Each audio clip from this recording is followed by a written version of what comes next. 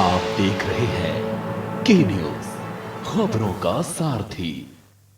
नमस्कार, मैं हूं आपके साथ मनोज मानस। फाइनल बुलेटिन में आपका स्वागत है। रुक करते हैं खबरों का। दिल्ली के मुख्यमंत्री अरविंद केजरीवाल शनिवार को ईस्ट विनोद नगर में राजकीय सर्वोदय कन्या बाल विद्यालय के नए भवन के शिलान्यास के लिए पहुंचे।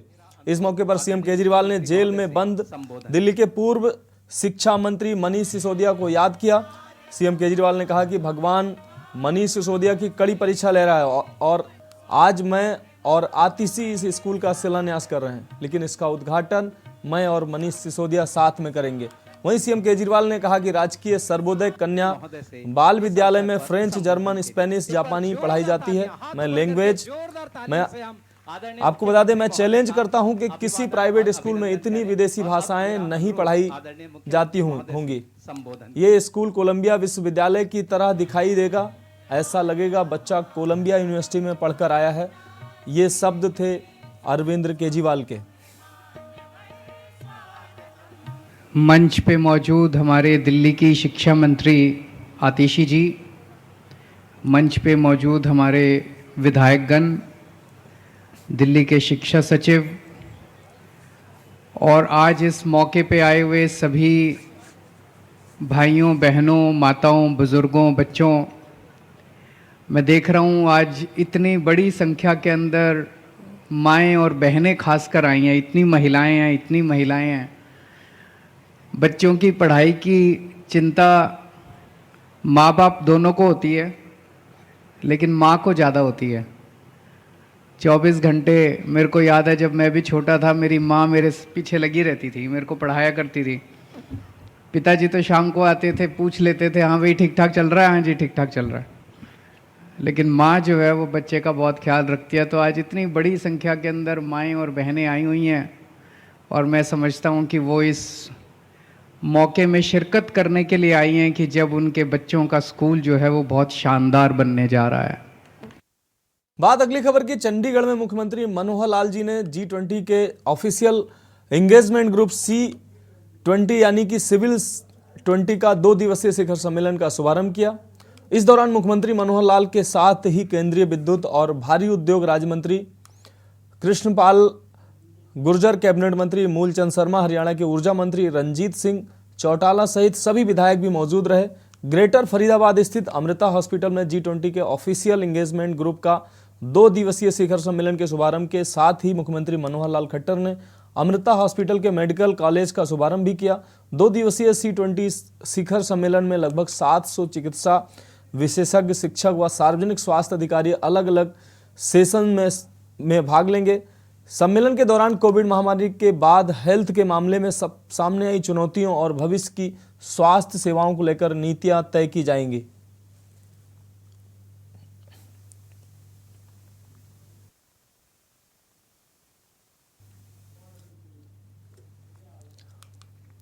खबर जमशेदपुर से है, जहां मानगो चेपा पुल के पास बाइक से आए अपराधियों ने साकची निवासी इस्माइल आजाद पर फायरिंग कर दी। गोली आजाद के बाएं कंधे पर लगी। आजाद के साथ मौजूद लोगों ने अपराधियों का पीछा भी किया। अपराधियों ने उन पर भी फायरिंग की और तेजी से पारडीह की ओर फरार हो गए। घटना के बाद आजाद को घायल अवस्था में इलाज के लिए MGM अस्पताल ले जाया गया, जहां से उन्हें बेहतर इलाज के लिए TMH रेफर कर दिया गया। इधर सूचना पाकर स्वास्थ्य मंत्री बन्ना गुप्ता पहुंचे और घायल का हालचाल जाना। बता दें कि घायल इस्माइल आजाद स्वतंत्र मंत्री बन्ना गुप्ता के काफी करीबी माने जाते हैं। मंत्री बन्ना गुप्ता अपने करीबी इस्माइल आजाद को देखने पहुंचे। आज शाम को 9:30 बजे करीब सूचना मिला था कि आजाद नगर में स्काई टच के सामने आजाद नाम के एक व्यक्ति हैं, उन पे गोली चली है। तो इसी के सत्यापन में हम यहाँ पे आए थे और बाकी थाना प्रभारी लोगों को भेजा गया। तो इसमें यह पता चला कि एक अज्ञात व्यक्ति के द्वारा फायरिंग किया गया है और कौन है ये बता रहे थे कि आजाद भी देखने पे पहचान लेंगे और बाकी अभी वहाँ से भागे हुए हैं। बाकी भी अनुसंधान अंतर्गत है, ऑफिसर को लगाया हुआ है। इनको गोली लगी है, ये सुरक्षित है, मतलब हाथ से मतलब ये निकल गया है, इनका जान का कोई खतरा नहीं है। बाकी अभी इन्वेस्टिगेशन अंडर पे है, जल्दी ही जो भी अपराधी हैं उनको उठा लिया जाएगा। कितने अपराधी थे, क्या चाहे तो कुछ बताए भाई कैसे? अभी ये सब बताएंगे, है हमें जानकारी है, बताएंगे तो इन्वेस्टिगेशन इफेक्ट होगा, तो इसलिए अभी नहीं बताना चाहेंगे। पुलिस अपना काम करेगी, जो काम पुलिस को करना पुलिस करेगी और जो इलाज अभी पहले फौरी तौर पे इलाज हो जाए, उसके बाद फिर देखा जाएगा। केस में इन्वेस्टिगेशन करके बहुत सारे कांड का पर्दाफाश भी हुआ है, लेकिन फिर भी हम सीनियर एसपी साहब को कहेंगे कि और ज्यादा मजबूती से मुस्तैदी से काम करें। शब्बीर हत्याकांड का भी आरोपी जो लोग हैं आज भी फरार है पुलिस की गिरफ्त से, क्यों? ठीक है, वो सब तो गिरफ्तारी होगी। जो लोग भी अभियुक्त हैं, जो लोगों ने शब्बीर हत्याकांड में जिन लोगों की संलिप्तता है, जिन लोगों ने कुकृत्य किए हैं, उनको प्रशासन जो है कड़ी से कड़ी कार्रवाई करेगा। अब बात छत्तीसगढ़ की खबरों का। दुमका सरैयाहाट पुलिस ने मात्र 72 घंटे में हत्याकांड का खुलासा कर हत्यारे प्रेमी एवं लाश को छिपाने में सहायता करने वाले 4 लोगों को गिरफ्तार कर लिया। आपको बता दें, गिरफ्तार कर जेल भेज दिया। मामले की जानकारी देते हुए पुलिस उपाधीक्षक शिवेंद्र कुमार ने बताया कि सरैयाहाट पुलिस को 4 अप्रैल की शाम सूचना प्राप्त हुई थी कि थाना क्षेत्र के बभनी ग्राम स्थित तेल पहाड़ के पास एक शव पड़ा हुआ है। सूचना के सत्यापन हेतु पुलिस की टीम तेलहट्टी पहाड़ पर पहुंची तो एक सड़े गले अवस्था में एक शव उनको मिला, जिसका निरीक्षण करने के बाद ज्ञात हुआ कि शव के हाथों में चूड़ी और गले में मंगलसूत्र है, जिससे शव का महिला होना प्रतीत हुआ। बताया जाता है कि शव को घटनास्थल से पोस्टमार्टम के लिए दुमका भेज दिया गया। मामले में पुलिस अवर निरीक्षक आनंद कुमार साहा के लिखित आवेदन पर अज्ञात लोगों के विरुद्ध अज्ञात महिला की हत्या पर शव छिपाने के नियत से फेंक देने का आरोप लगा।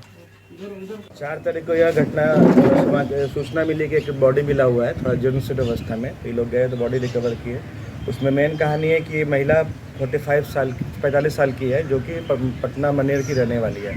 इसका जान पहचानने क्रम में सुबोध नाम का एक व्यक्ति है, जो कि मनेर थाना में कभी गाड़ी चलाता था, उससे इसको दोस्ती होता है। ये उसके साथ 12 मार्च को घर से निकल जाती है, मनेर से भाग करके यहाँ सरैयाहाट आ जाती है।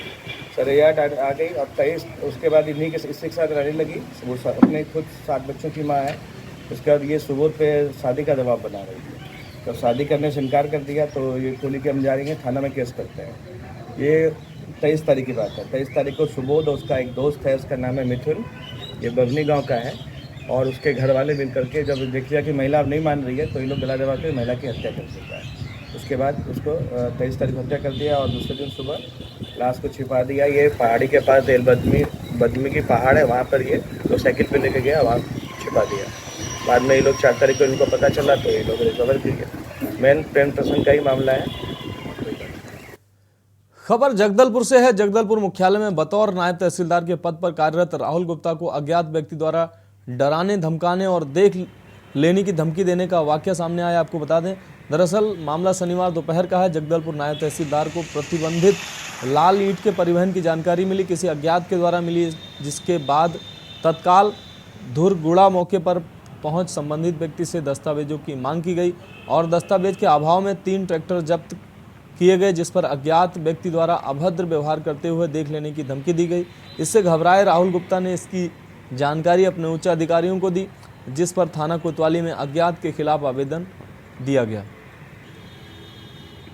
जैसा वाकया या फिर उन्हें देख लेने का वाकया होता है, तो आप समझ सकते हैं कि जमीनी स्तर पे उन्हें काम करने के लिए किस प्रकार की मुश्किलें आएगी और किस प्रकार मुश्किलों का सामना करना पड़ेगा। ऐसे में जो है अपनी निर्भयता से किस प्रकार से काम कर पाएंगे। हालांकि देखने का विषय बना हुआ है कि कोतवाली पुलिस कब तक उस आरोपी को, उस धमकी देने वाले व्यक्ति को धर दबोचती है। नमस्कार, के न्यूज इंडिया के लिए जगदलपुर से दिलीप गुहा की रिपोर्ट। खबर बेमेतरा से। बेमेतरा जिले के साजा इलाके के गांव बिरनपुर में 2 समुदाय की झड़प और पत्थरबाजी के बीच एक की मौत हो गई। खूनी संघर्ष में एक गंभीर रूप से घायल हो गया। घटना के बाद साजा पुलिस मौके पर पहुंची और पंचनामा कार्रवाई कर आरोपियों को धरपकड़ अभियान शुरू कर दिया। साथ ही पूरे इलाके को छावनी में तब्दील कर दिया गया। माहौल को देखते हुए प्रशासन ने 144 धारा लागू कर दी।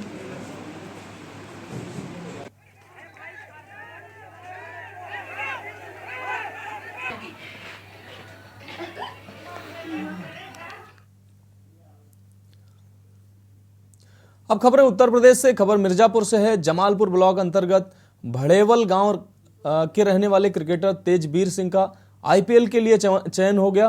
कोलकाता नाइट राइडर्स की टीम में बतौर प्रैक्टिस बॉलर के रूप में तेजवीर अब बॉलिंग करते नजर आएंगे। तेजवीर के आईपीएल में चयन की खबर मिलते ही पूरे गांव जश्न का माहौल हो गया। तेजवीर के परिजनों को बधाई देने वालों का तांता लग गया। बता दें कि क्रिकेटर तेजवीर सिंह के पिता श्रीकांत सिंह बनारस में पेशे से पत्रकार हैं, जो कि के न्यूज़ इंडिया परिवार का हिस्सा रहे हैं। तेजवीर सिंह की प्रारंभिक शिक्षा गांव के ही पूर्व माध्यमिक विद्यालय भड़ेवल से हुई है, जिसके बाद 9वीं से 12वीं तक पढ़ाई बनारस के बिमला इंटर कॉलेज में की है। इसके बाद उन्होंने मुंबई के लिए डीवाई पाटिल क्रिकेट स्टेडियम में अभ्यास करना प्रारंभ किया। उनके मुख्य कोच भारतीय क्रिकेट टीम के पूर्व सदस्य विजय दहिया रहे हैं। गांव में लकड़ी के बल्ले और बाल क्रिकेट खेलते हुए तेजवीर सिंह का कब स्टेडियम का होनहार खिलाड़ी बन गया, किसी को नहीं पता। काशी में पढ़ाई करने वाले तेजवीर सिंह को क्रिकेट का ऐसा जुनून सवार हुआ कि बाबा की नगरी को छोड़ चकाचौंध भरी माया नगरी मुंबई का रुख कर लिया। और के न्यूज परिवार की तरफ से भी इस होनहार खिलाड़ी को तमाम बधाई।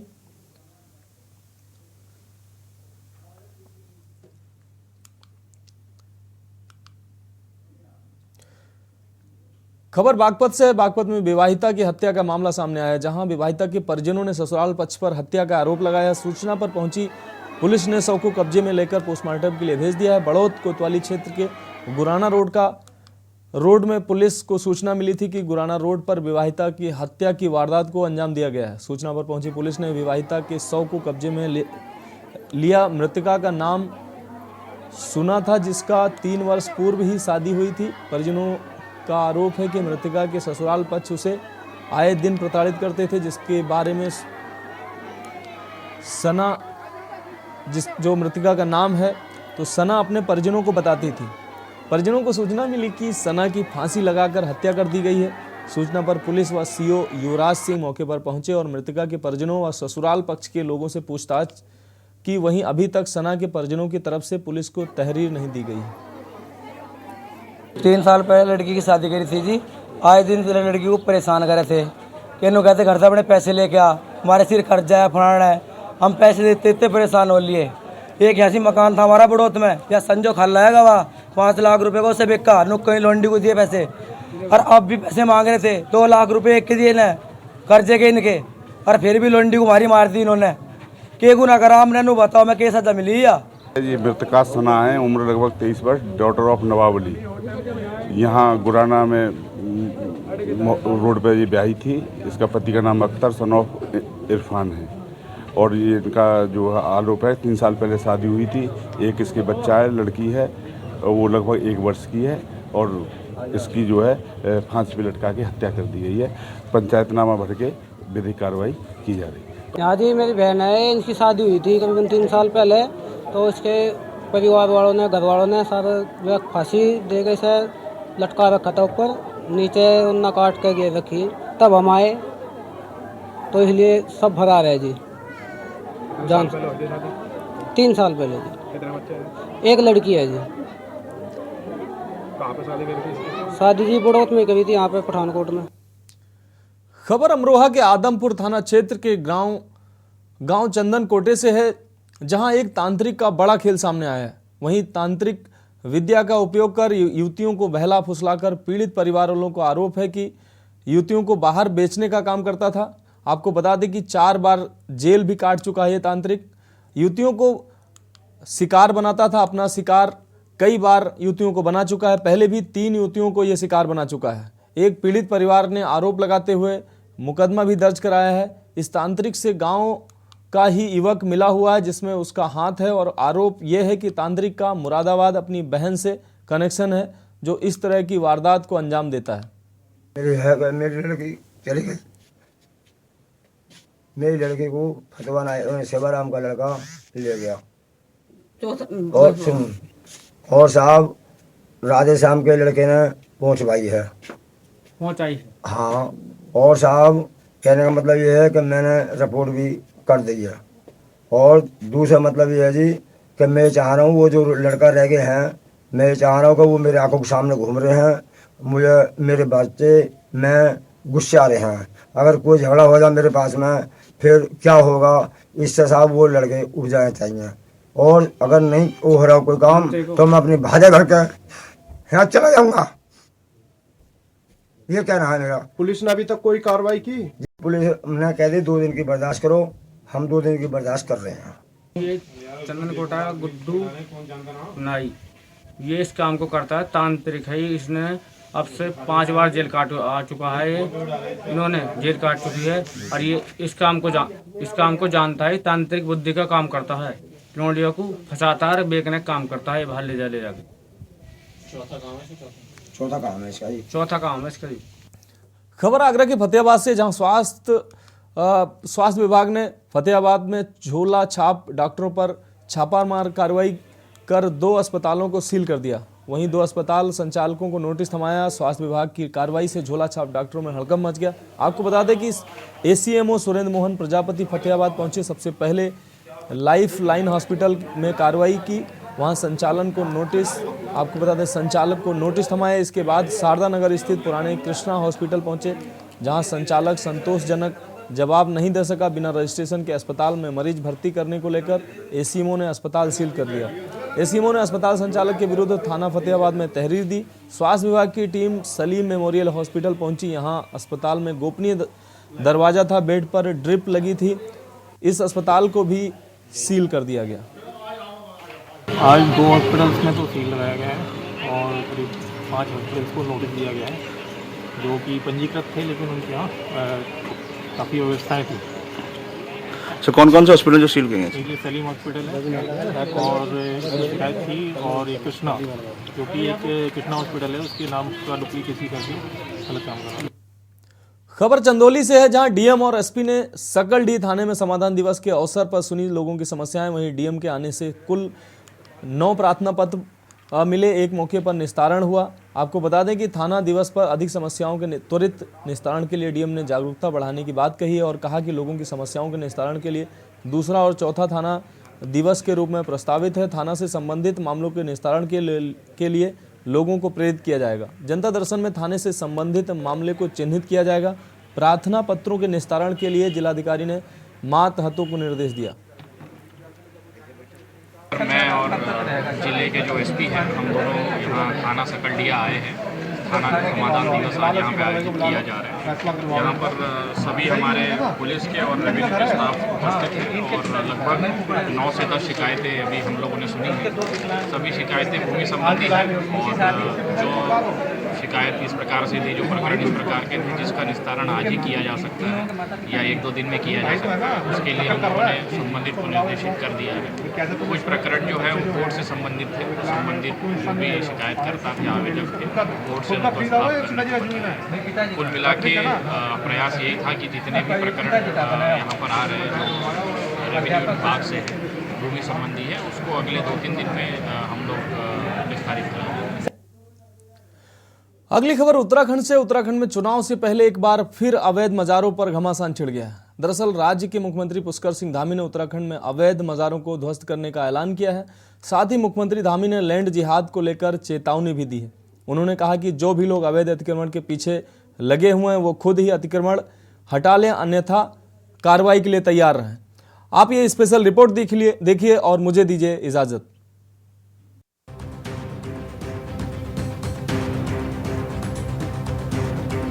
देवभूमि उत्तराखंड में पिछले कई दिनों से सरकारी जमीनों पर अवैध कब्जे के मामले सामने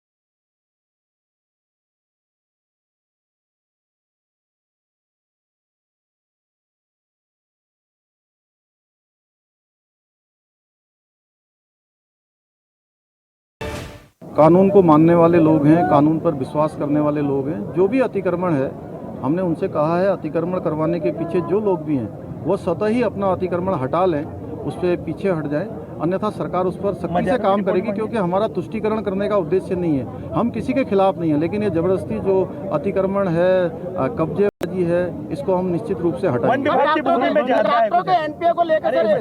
इसके पीछे अब एक जना पूछोगे तो बताओ। लैंड जिहाद चाहे जिस स्तर पर भी होगा, चाहे वो वन विभाग पर होगा, पीडब्ल्यूडी पर होगा, राजस्व विभाग की जमीन पर होगा, सिंचाई विभाग की जमीन पर होगा, जहाँ पर भी अतिक्रमण होगा उस अतिक्रमण को हमने कहा है कि स्वतः ही हटा लें। ये जिहाद, लैंड जिहाद किसी तरह से भी उत्तराखंड के अंदर नहीं चलेगा। को आरसी क्या, पढ़े लिखे को फारसी क्या, ये कोई नई बात थोड़ी है। जो लोग सत्ता में बैठे हुए हैं वो हमेशा जब जब देश के अंदर या प्रदेशों के अंदर चुनाव होते हैं तो सांप्रदायिक सौहार्द को समाप्त करने का काम करते हैं, भाई से भाई को लड़ाने का काम करते हैं, और जब चुनाव समाप्त हो जाता है तो फिर वो मौन हो जाते हैं। तो ये जो उन्माद फैलाने की जो राजनीति भारतीय जनता पार्टी कर रही है उसे देश के लोग समझ चुके हैं। बड़ा सवाल ये है कि सीएम धामी को ये क्यों कहना पड़ा है? आखिर वन विभाग जिसकी जमीनों पर अवैध मजारें बन रही है, वन विभाग कहाँ से हुआ? वन विभाग सीएम धामी को तो वन विभाग के अधिकारियों के खिलाफ, जो संबंधित वहाँ के स्थानीय अधिकारी हैं, उनके खिलाफ कार्रवाई करनी चाहिए थी, उनके खिलाफ कार्रवाई के आदेश देने चाहिए थे कि आखिर वन विभाग की जमीनों पे मजारें बंद कैसे हुई। और अगर सीएम धामी को ये बात कहनी पड़ रही है तो इसके कहीं ना कहीं राजनीतिक मायने, लोकसभा चुनाव आने वाले और पूरे समाज को, क्योंकि 85% यहाँ पे हिंदू आबादी है, इसलिए हिंदू आबादी को ध्रुवीकरण करने के लिए अगर ये बयान है तो इस पर सरकार को सोचना चाहिए। और सरकार को चाहिए कि चाहे वो मंदिर हो या मस्जिद हो, चाहे कोई भी धार्मिक स्थल क्यों ना हो, चाहे कोई भी दुकान या प्राइवेट संस्थान ही क्यों ना हो, अगर वो वन विभाग की ज़मीनों पे है तो उसे तत्काल हटाया जाना चाहिए। लेकिन ये बड़ा दुर्भाग्यपूर्ण है, एक और वन विभाग की ज़मीनों पे फॉरेस्ट के ही विभाग के तमाम बड़े बड़े IAS अफसरों के रिजॉर्ट हैं, बंगले हैं, फॉरेस्ट की ज़मीनों पे कब्जा है। और भाजपा सरकार के ही तमाम जो लोग हैं, नेता हैं, वो अवैध कटान में लिप्त हैं। देखिए, उत्तराखंड के मुख्यमंत्री दिल्ली के रिमोट कंट्रोल से चलते हैं और दिल्ली वाले जिस तरफ अपनी नज़रें उठाते हैं तो मुख्यमंत्री भी उसी तरफ जो है अपना काम शुरू करते हैं। यहाँ पर पहले ये कहा गया कि साहब इतिहास की किताब से जो पाठ्यक्रम में है मुगलों का इतिहास, उसको हटाया जाएगा। अब लैंड जिहाद की बात करके अवैध मज़ारों को हटाने की बात है। अवैध अतिक्रमण तो सब हटाया जाना चाहिए, उसका स्वागत है, लेकिन सरकार उस काम को ईमानदारी से करे, जिम्मेदारी से करे। और इस ढंग से अगर सगुफे छोड़ करके वो ये कहते हैं कि साहब हम लैंड जिहाद के नाम पर अवैध मजार हटाएंगे लेकिन हम जंगली जानवरों से किसानों को राहत नहीं दिलाएंगे, उस पर मुख्यमंत्री कुछ नहीं बोल रहे हैं। कहा जाता है कि यहाँ के जंगलों में दुर्लभ औषधियों का खजाना है, लेकिन इन दिनों उत्तराखंड के जंगल किसी और वजह से चर्चा में हैं। उत्तराखंड के वन विभाग तक की जमीन पर अवैध कब्जा हो रहा है। नैनीताल के रामनगर में बना जिम कॉर्बेट भारत के सबसे पुराने राष्ट्रीय पार्कों में से एक है। कॉर्बेट टाइगर रिजर्व के कारण ये हमेशा से पर्यटकों की पसंदीदा जगह रही है। हालांकि यह जिम कॉर्बेट में भी अवैध मजार है। इस जगह मजार होने का मतलब ये है कि यहाँ लोगों की भीड़ भी जुटती होगी। हालांकि सवाल ये है कि टाइगर रिजर्व के इस प्रतिबंधित क्षेत्र में मजार और मजार पर भीड़ जुटाने की इजाजत कैसे दी गई? 40 साल पुराना मजार है साहब ये। हाँ। और हमारे जो माता जी, पिताजी और यहाँ सेवा में लगे रहते हैं हम लोग इनके, शेर अली बाबा का, और ये कॉर्बेट एरिया है, समझ गए। और रामनगर मंडी में लखनपुर चुंगी से ऊपर है, समझ गए। और यहाँ सभी धर्मों के लोग बाग आते हैं। यहाँ कोई जात और बेजात का कोई वो नहीं होता है। यहाँ सभी धर्मों के लोग आते हैं और अपनी श्रद्धा से यहाँ मनोकामना लेके जाते हैं यहाँ से, छबली बाबा से, समझ गए। और सबकी मुरादें पूरी होती हैं। यहाँ हमारे मुरादाबाद, दिल्ली, बरेली, हल्द्वानी और रानीखेत, अल्मोड़ा, बागेश्वर सभी धर्मों के लोग आते हैं और सभी लोग मानते भी हैं यहाँ पर। देखिए, किस चैनल ने किस मजार के बारे में दिखाया ये तो खैर मुझे जानकारी में नहीं है, लेकिन जहाँ तक बात इसकी थपली वाले मजार की बात आती है तो लगभग 44 साल तो मुझे भी रामनगर में हो गए। मैं जब पैदाइशी रामनगर से ही हूँ, तब से मैंने मतलब जब हम थोड़ा समाज सिंह को देखते हुए आ रहे हैं यहाँ पे। और जैसे कि ये मजार शेर अली बाबा के नाम से उनकी मजार कहलाती है और लगभग 140 साल या 150 साल पुरानी ये मजार है यहाँ पे। और इस मजार का तो खैर सबसे ये रामनगर की एक ऐसी मजार है जिसमें हिंदू और मुस्लिम सभी धर्म के लोग पे आते हैं और ख़ास तौर से मैं तो बचपन से देखा है कि पर्वतीय समुदाय के काफ़ी लोग यहाँ पे आते हैं, हमेशा हर बृहस्पतिवार के दिन भी यहाँ पे आते हैं। देखिए, कॉर्बेट और रामनगर वन प्रभाग के आसपास 10 से अधिक मज़ारे हैं। अभी इसमें माननीय मुख्यमंत्री पुष्कर सिंह धामी जी ने कहा है पूरे उत्तराखंड में 1000 मज़ारें ऐसी चिन्हित हुई हैं। इसको एक नाम दिया है जो है मजार जिहाद। तो ये मजार जिहाद है, ये अतिक्रमण इसके नाम पे किया जा रहा है, वन संपदा को लूटा जा रहा है और वन सुरक्षा भी खतरे में है इसको देखते हुए। तो हमारा यही कहना है, रामनगर वासियों की ये मांग है, जितनी भी अवैध ऐसी मजारें हैं तो उन पर कार्रवाई होनी चाहिए। मैं माननीय मुख्यमंत्री पुष्कर सिंह धामी जी का धन्यवाद देना चाहूंगा। कुल मिलाकर चुनाव से पहले राज्य में अवैध मजारों पर घमासान छिड़ गया है। सीएम धामी की माने तो प्रदेश में 1000 से ज्यादा ऐसे स्थान सरकार ने चिन्हित किए हैं जो अनावश्यक रूप से बना दिए गए हैं। ऐसे में सवाल ये है, क्या धामी की चेतावनी का असर अतिक्रमणकारियों पर देखने को मिलेगा? रामनगर से के न्यूज इंडिया के लिए चंद्रसेन कश्यप के साथ उत्तराखंड डेस्क की रिपोर्ट। आप देख रहे हैं के न्यूज।